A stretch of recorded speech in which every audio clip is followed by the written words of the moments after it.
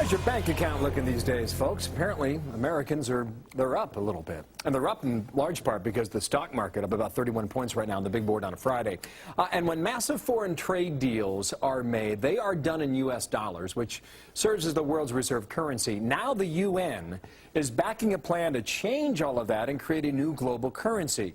If that's the case, what does it mean for you? David Lee Miller is live in New York. David Lee, good morning to you. How serious is this idea?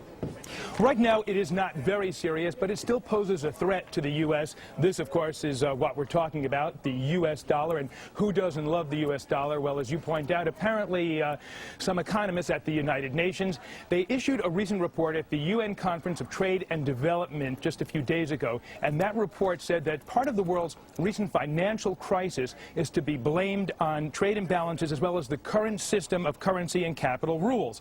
But like it or not, Bill, the dollar remains the most popular currency in the world. It is the standard by which all other currencies are judged. When you trade commodities anywhere in the world, what do they use? They use the U.S. dollar. Beyond that, just about every country has reserves in the event of a rainy day, and those reserves are U.S. dollars. Why U.S. dollars? Because they are seen as the most stable. But critics point out that developing countries that have dollars are essentially giving the U.S. an interest-free loan. And now, if the UN were to get its way, that would be not only a blow to U.S. prestige, but it could also cause problems with the economy if trillions and trillions of dollars theoretically were to be poured into the world economy. Niall Gardner of the Heritage Foundation points out that the UN, with this report, is essentially just taking another swipe at the United States. Here's what he had to say. This is certainly a direct assault by the United Nations on American global power. This is certainly an effort, I believe, to try and undermine the dollar as a global currency.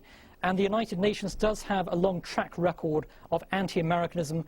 This is just the latest example of the UN taking a swipe against the United States.